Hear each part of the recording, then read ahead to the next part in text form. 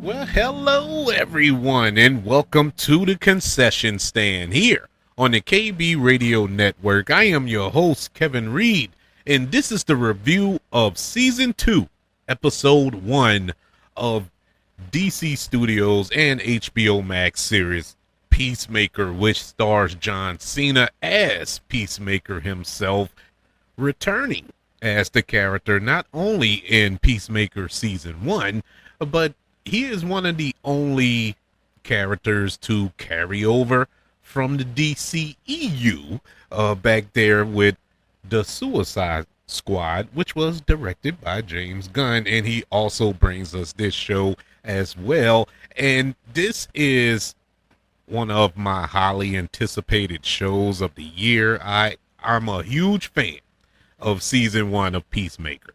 And once this is a character, number one, and I'm a comic book nerd, geek, whatever you want to call me.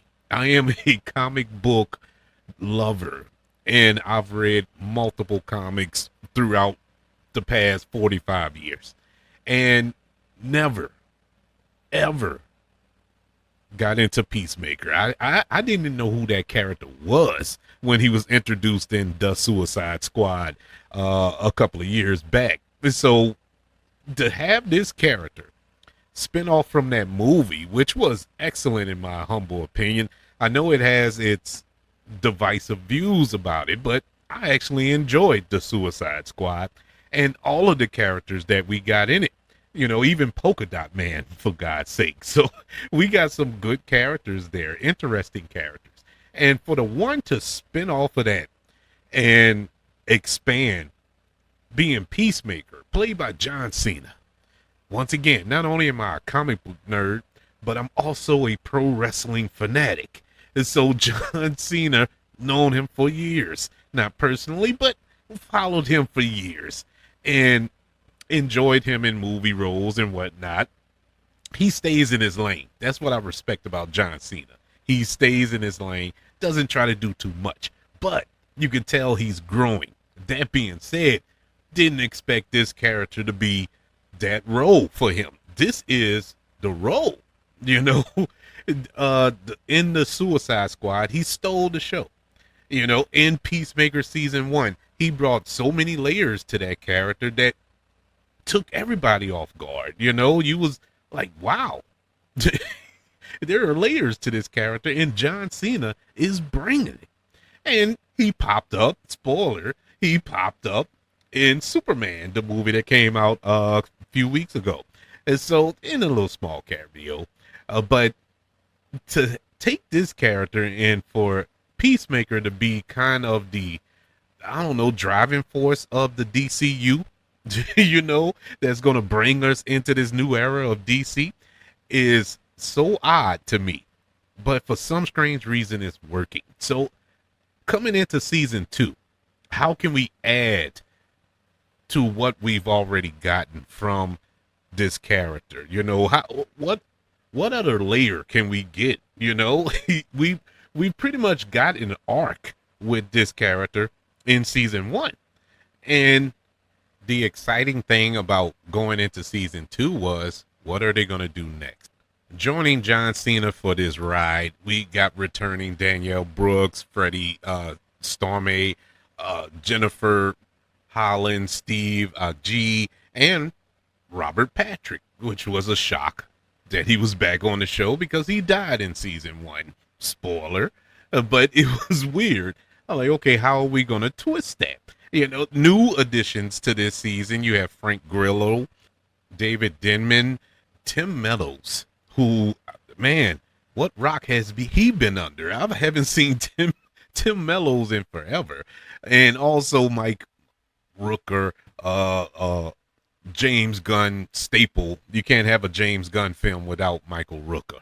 And so we jump into episode 1, which is titled The Ties That Grind. And this episode is written and directed by James Gunn. He wrote all of the episodes for this season, just like he did last season. But he's not directing every episode. I think he's only directing 3 of the episodes this season. I think this one the season finale and one in between there, but he's not doing double duties on the entire season of the show.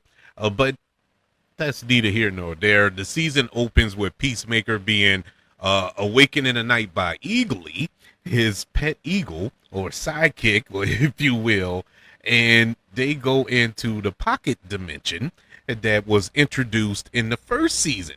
I know a lot of people probably were confused if they're just jumping into it, but if you saw Superman, you saw that there were pocket dimensions, and Peacemaker already beat him to the punch there, in a little throwaway in the first season. Now it's playing a bigger season already in season 2, or a bigger role in season 2.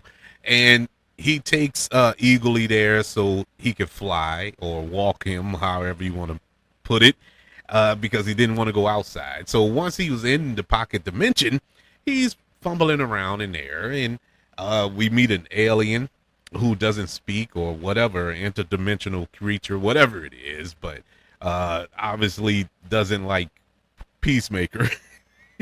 Peacemaker spoke to him and he just shooed him off or whatever. But while trying to find Eagly, he stumbles upon another door, and that door, as well as the combination, is just like his door. And then he saw the helmets, his Peacemaker helmets, sitting outside that door. So now Curiosity has the cat, and he punches in his code and it works. And so he walks in, he sees his father, and his father is happy-go-lucky Cherry in this dimension, if you will, and this freaks him out. And so that was a good way to start off the episode, the season, because now we know that, okay, this is going to be interdimensional travel type season here. We're going to have more blurring the lines of reality here. Okay, that's one way to step it up, and that's another way to bring back Robert Patrick. And so that makes a lot of sense. And so this version of Robert Patrick's character of Argy, he seems more cool. He just seems cool, he's a loving father. And if we think back to season 1 and we met Argy isn't that at all. That is the complete opposite of the Argy that raised up our Peacemaker. The man was a grand wizard in the KKK. He forced his kids to fight, to whereas Peacemaker killed his brother in a fight, so it's a lot there. There's a lot of story there in Peacemaker's origin story, if you will. And so we flash back or flash forward into our dimension, and now Chris is up. Chris being Peacemaker, he's up. He goes, gets a ride from Danielle Brooks' character, bringing him to an interview, and they're talking and whatnot. We find out that Danielle Brooks' character, her and her wife are on the outs. She kicked her out the house, and her world is crumbling around her of sorts. And we get caught up with the other 11th Street gang. I think that's what they were called in season 1. We get caught up with what's presently going on in their lives, kind of given to us in conversation, which is cool. I like how they did that. We didn't have to go through each and everybody's moment or catch them up to present time to see where they last left off from season 1. We kind of got it in that one scene, in a cool scene, funny scene. So they arrive at this interview place, which looks nothing professional. It looked like a abandoned, blighted property. Chris goes in. This woman dressed up as a bunny rabbit, a little scantily clad, and she comes out crying. And we find out later why she comes out crying. But he goes in for this sit-down interview with Maxwell Lord. Almost choked there for a second. Who is played by Sean Gunn, another staple of James Gunn, of course, because that's his brother. Joining him on the interview is Guy Garner and Hawk Girl, both played by the same actors who played those characters in Superman, Nathan Fillion and Isabella Marcet. And cool little cameos by them. Nothing new there. The scene really didn't hit with me because they already showed that scene in the trailer. So it wasn't like a wow scene, but it was still effective. Got the point across in our story moving forward. Just to sum it up, they're interviewing him from the other side of a wall behind this partition glass or whatever, and we got the microphone, and they think they are able to switch the microphone on and off on the other side of the door, but we find out that or other side of the wall that the microphone doesn't shut off no matter which way you switch the button. And once again, saw it in the trailer, but it worked. It still worked in the content of the show. So I did enjoy that. It didn't.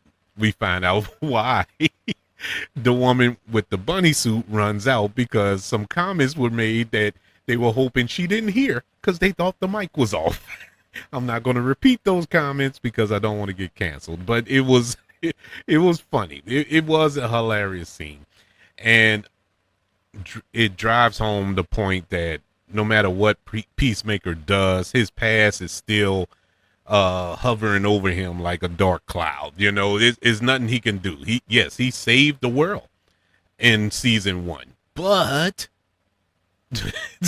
you murdered people in the past. So, you know, you went to prison for murdering people. So you don't have a clean slate there. So we kind of got that crisis looming over Peacemaker this season. So we know where he stands and the hurdles that he has to overcome here. And then we get a scene with Hardcourt, who is played by Jennifer Holland, who is the wife of James Gunn.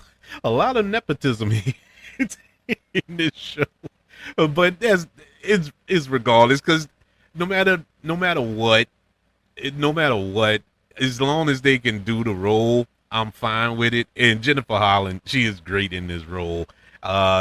People gonna cry and moan about, oh, he just hired his wife and all this other. I don't care. She was good. She's great for the role. But we get caught up with her, and due to the actions of season 1, she's kind of on the bubble with her job, and they're really looking for a reason to let her go. She got one foot out the door, another one on the banana peel, and she's having this existential crisis. You know, she doesn't know who she is as a person. Her job is her life. You know, that's who she is. That's part of her DNA. And so without her job, she's lost. And she's just breaking down mentally by this, to the point that we get a scene later where she has to go to a bar. I ain't gonna say, well, I guess in her view, have to go to a bar and pick a fight with these bikers and brawl out with them in a cool scene. Love that scene. And in order to feel something, that's the only way she can feel like she's alive, to get beaten within an inch of her life, and that's what took place at that bar. And so we get caught up with her. We get caught up a little bit with I don't know why I keep forgetting her name, but Danielle Brooks' character, who is Amanda Waller's daughter on the show, but she's going through a lot. She broke up with her fiance. She's trying to start this new security firm, and you know, she's just going through it, but she's being a true friend to Chris, aka Peacemaker, you know. But deep down, she is really broken, man. I mean, her life is in shambles. Everybody's life is in shambles after season 1, no matter what they did, in spite the fact that they saved the world, or despite the fact that they saved the world, their lives are pointless. You know, Vigilante, he works at a restaurant. He's a busboy. you know. But unlike everybody else who's in the dumps with the position that they're in after the actions of season one, Vigilante doesn't care. He's happy. He's just happy. He's a happy guy. Now the only person who is still working for Argus is Economos, who is Steve Agee. And his job, unfortunately, is to watch, stake out Peacemaker. That's his job. And he's given these orders by Frank Grillo, who plays Rick Flag Sr. In case nobody remembers, Peacemaker killed Rick Flag Jr. in the Suicide Squad. And so there's some animosity there, I would think. So he has him watching Peacemaker to see him slip up. Just one little slip up. He's looking for a reason to take Peacemaker down, you know. And so Peacemaker, with this pocket dimension in his closet, every time he opens that door, it kind of sends a signal that Argus is able to pick up, you know. And that's how they're able to find out that he's up to no good. So we have that lingering on going forward in the season. Also going forward this season that we're kind of looking forward to, at least I am, is the romantic relationship between Peacemaker and Harcourt. It's who, you know, is the most oddball kind of relationship, but it's the most believable. I don't know what it is, but I just feel like those two are destined to be together, those two characters. And Harcourt, who is so job oriented, so hard nosed, that she doesn't have time for intimacy. She doesn't have time for a relationship. She doesn't have time for companionship.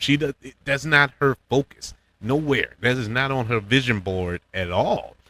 And you can tell that there's an actual connection between the two in the couple of scenes that they shared together this episode, but they're not quite getting there. It's just something is holding it back, mainly Harcourt, but this drives Chris to go on a little bender and have a orgy at his house. And I mean a full-on a full-on orgy at the house. I say full-on, but he doesn't participate. He's the only one with clothing on. Everybody else is butt naked. I mean, it is wild what's going on in that house. And I'm sitting there like, okay, now we're fresh off of watching Superman, the most bubblegum PG movie, superhero movie you're gonna see, and this is supposed to be a direct sequel to that. Kids who watch David Cornsweet as Superman fly around and fight kajus and talk about hope and change, and we go right into this where we have drunken, loaded orgies in this house. I mean, with about 50 people, and I'm being kind with 50. It was wow. It was wow.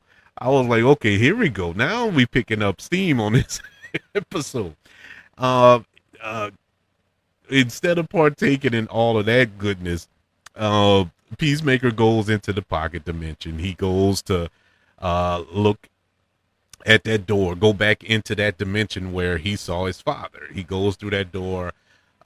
He looks through the house. The house is just lavish house, you know, a far cry from the little trailer park that he came up in. And he's looking around. He's going outside. And while he's outside, a truck pulls up, and lo and behold, it's his brother, Keith. And he walks up and they're talking. It's like it's like he's truly seeing a ghost. Actually, that was a line from Robert Patrick when he first walked in there. He's like, you act like you saw a ghost, you know, which in his mind he did, you know, but he's seeing two now with his brother, the brother that he killed. Oddly enough, he killed them all. he, he killed his brother when he was younger. He killed his father, Argy, last season. And spoiler, jumping ahead a little bit here, he's going to end up killing himself. So he indirectly killed his whole family, including himself. Peacemaker is just, he's just a killer. I don't know what it is. But anywho's, yes, his brother, he meets his brother. They hug it out. They having a talk in the den area. And Argy's going to bed. He tells Peacemaker that he loves him. And that little moment, and this is where I looked at John Cena at a different light. This is when I said John Cena is there. He has crossed over to actor to me. He's not just a professional wrestler who appears in movies no more. And this is the moment when I realized he is an actor. The look on John Cena's face and his reaction to that moment was priceless. It was spot on. It was just without any dialogue, without saying a word.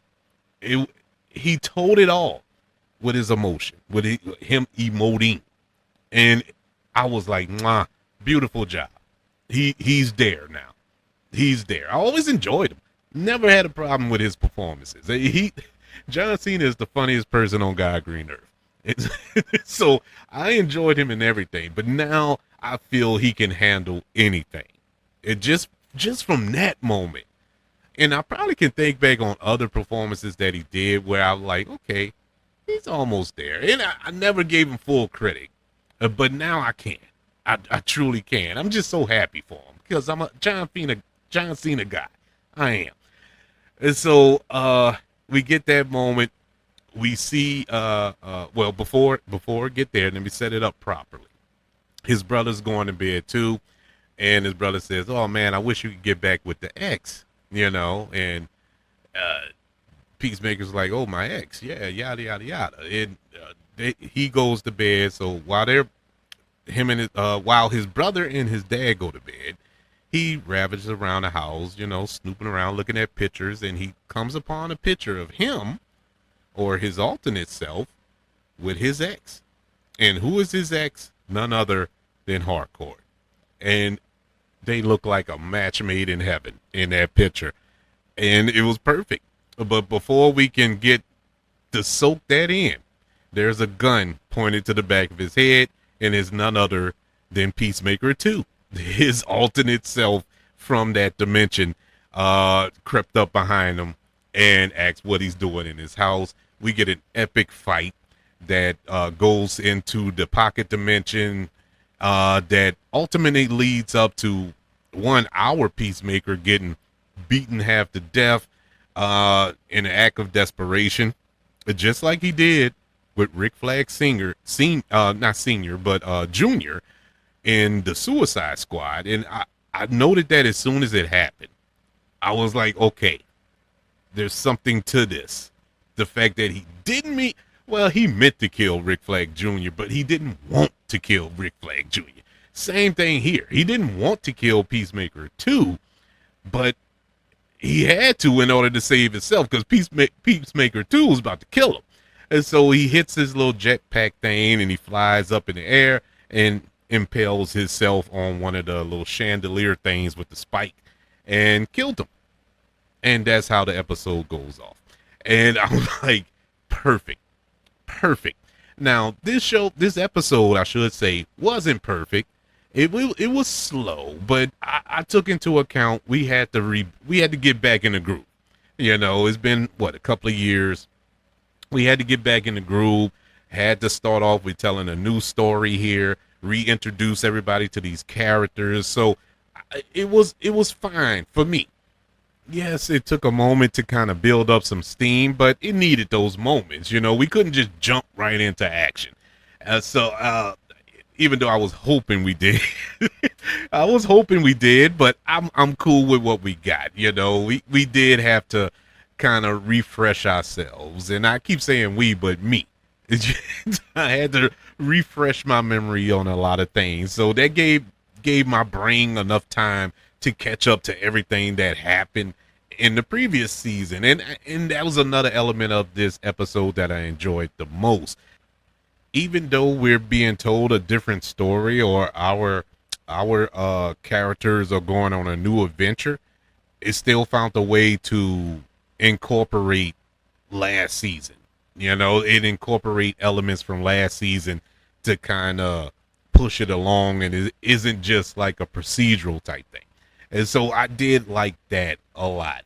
Uh, the comedy didn't quite hit as hard as last season, you know, because last season I laughed every single episode. This, you know, it was such an enjoyable watch last season.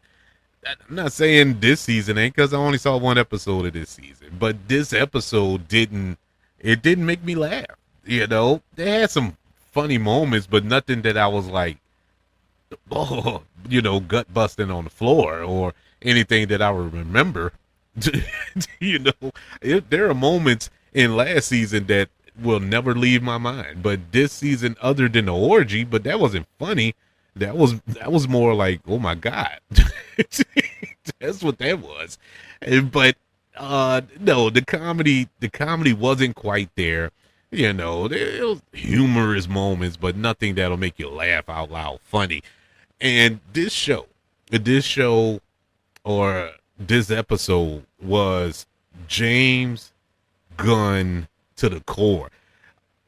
People always say, you know, you get your James Gunnisms in all of his films, and you get them. You know, even in Superman, you get them. You know, you could tell is a James Gunn film. Last season for Peacemaker 1, which or season 1, where he directed all the episodes, wrote and directed. Yeah, there was a lot of James Gunn's isms as well. But this episode, I don't know what it was, but it felt like we got every James Gunn ism there is. The good ones and the bad ones. It was like all of them wrapped up in a nice shiny bow.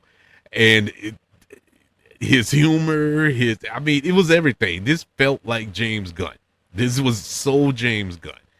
And I'm not trying to take a shot at James Gunn, because I love James Gunn. Love all his films, love all the shows that he's been a part. I love his work. Huge fan. But after a while, you know, you want to see Peacemaker, not James Gunn's Peacemaker. You get where I'm coming from? Oh, I want to see Superman, not James Gunn Superman. I just want to enjoy the characters I have placed in front of me, as opposed of, okay, this is James Gunn. This is James Gunn. And this is somebody who follows film a lot.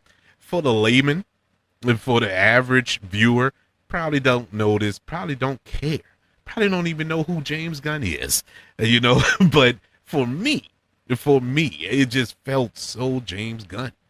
And it wasn't all bad. It was just all over the place for the 45 minutes that we got it. But overall, loved the episode. I'm excited for the rest of the season. I none of the negatives I have has deterred me from sitting down on Thursday night to watch this show on Max. I am invested.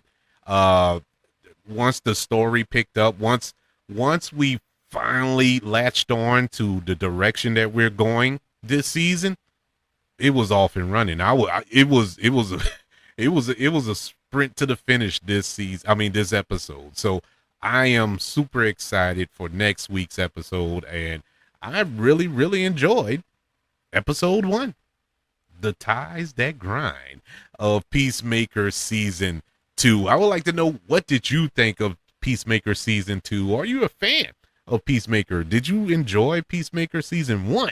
Did you like him in the Suicide Squad? Did you like his little cameo in Superman?